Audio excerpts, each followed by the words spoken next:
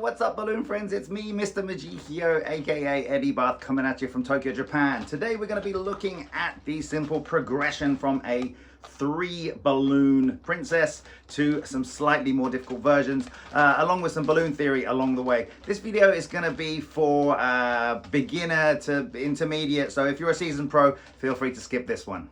All right, first of all, we're going to look at the classic princess wand, and we're going to talk about pinch twists here. So what we're going to do is take our balloon and we're going to do a 1-inch pinch twist,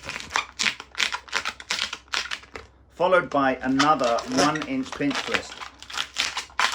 And I just wanted to talk vaguely about pinch twists. You can see that we've created this joint here and it's got this kind of valley. Now something can sit in that. Now, thing to notice about pinch twists is you can have one facing up like this and like that. So that's actually not going to work, or it's going to create something different. So make sure your pinch twists are aligned with each other and you've got this little valley which we can then put, something else in that's going to slide into this valley. In this instance, it's a heart. So at the very, very basis of balloon twisting, you're going to want to attach your balloons together with some double pinch twist joints. So this would suffice as a princess wand, but we've got a little bit of tail left. So let's put in 2 petal twists. So I'm going to do a 1 petal twist like that and another petal twist like that.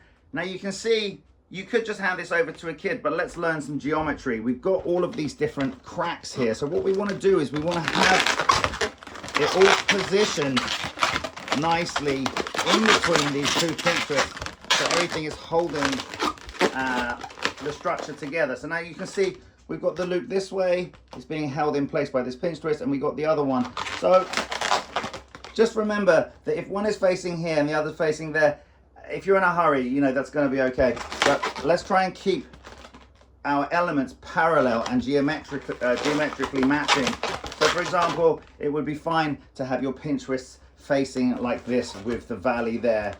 You'll notice the pinch twist can be up, but they can also be long ways. But if these are long ways and this is also long ways, it's not going to be structurally sound. So let's turn that to the side.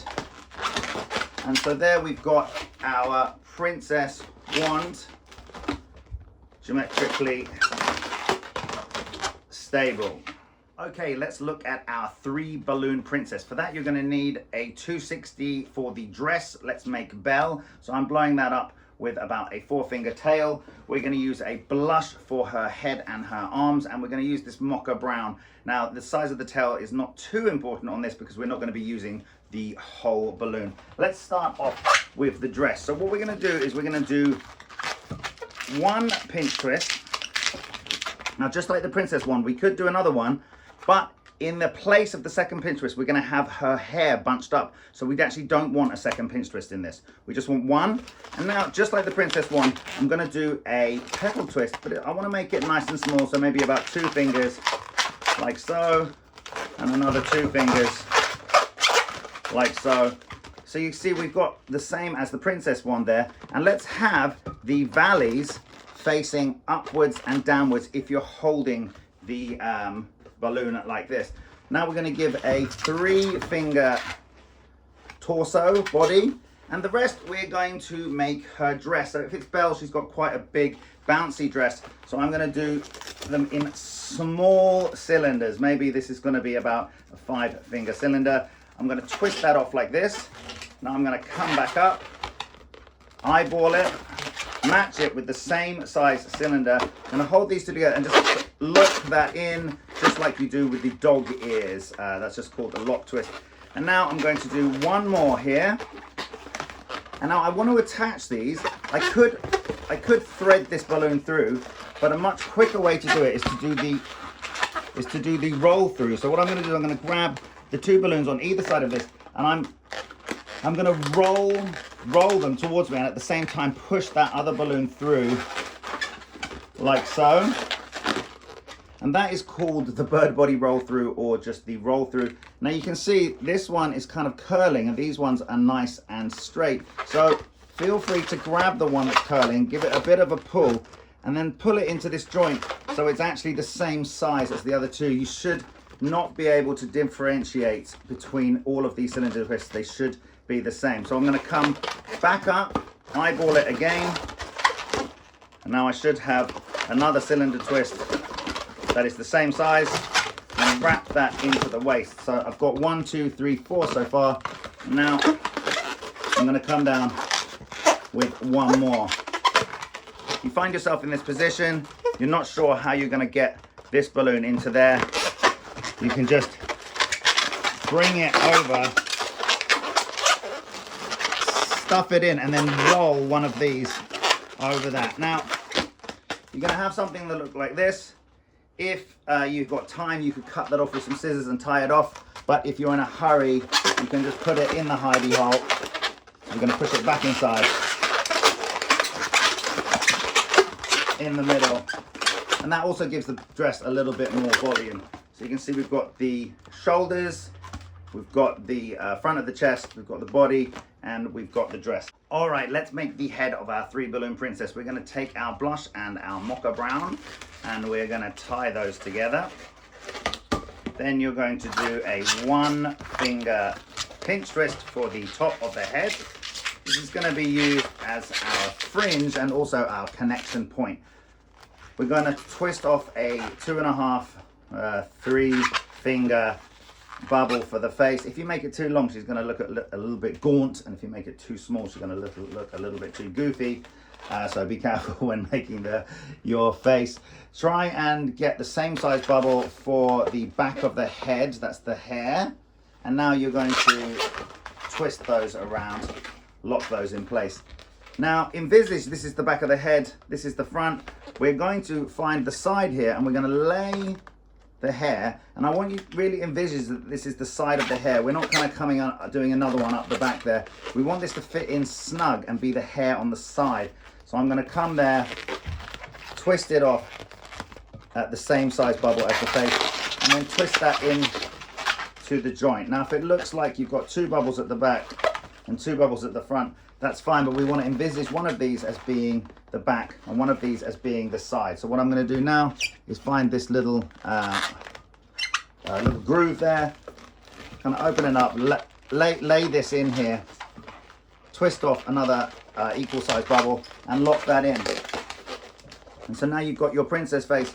And the reason I'm being so particular about this is sometimes when you're in a hurry and you're twisting away, what will happen is you'll have the 3 brown bubbles together pushing the blush out, and you'll see that actually this is a cluster with this is a 3 cluster with 1 attached. What you want to have is them all equally geometrical, so your face is sitting in there nicely and not being pushed out. I know it seems like quite a small point, but I find it quite important. Okay, we're going to finish off by just doing a little ponytail for her hair. So that's another 4-finger bubble, followed by another 4-finger bubble. I'm going to bring this back into the neck joint, wrap that around, and I've given her a little ponytail. Now we don't need this. You can cut it with scissors, or you can pop it with your hand if you can do that.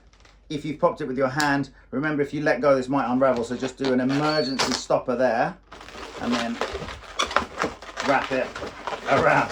And I just undid it. So remember, you've got to do random wrapping around the joint just so it locks in properly. Okay, we've got the head. We can snip off these bits later with some scissors. Let's get ready to attach it into our dress. So what we're going to do with this bit here, we're just going to give it a little squeeze so it almost becomes like a thread. And then you're going to thread that into this joint. It doesn't matter, you know, which shoulder you come through, which part of the pinch twist. We're just going to randomly go in to that joint. And now we've got the shoulders here, we've got the head. Remember, just like we did with the princess one, I'm going to put these parallel with these little valleys facing down. And now the arm, we're going to make the arms out of this, it's going to come out of this little valley and it's going to sit snugly. And we're also going to put the hair like that in between the 2 shoulder blades. And remember, there's no pinch twist on this side. That's because we left it, so we've got space for her ponytail coming out. If you were to make a princess with short hair like Snow White, for example, you'd probably want an extra pinch twist in your dress at the beginning, but we're getting ahead of ourselves here. Let's make the arm. That's an arm there. That's what, 1.5-finger bubble. Do like a tiny bubble for the hand. Another tiny bubble for the other hand. Match your other arm, so it's the same as that one there.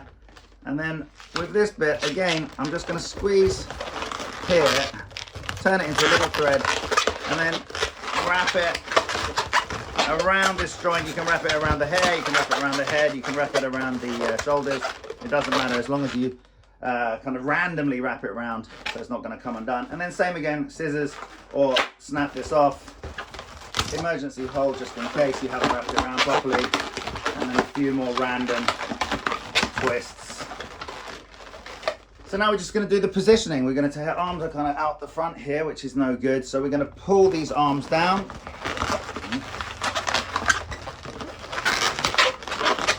Now I'm bringing them out of this little groove here. I'm bringing them down the side of the body. They're resting on either side. The hands are just coming on the front of her waist. If you want, you can push them all the way, you know, all the way into her waist. So she's kind of putting her hands on her waist, or you can have them just resting on the front there, like that. That's the positioning, that's up to you. And we've got the back there. I will get some scissors and hide those bits. But there you go, that is the 3 balloon princess.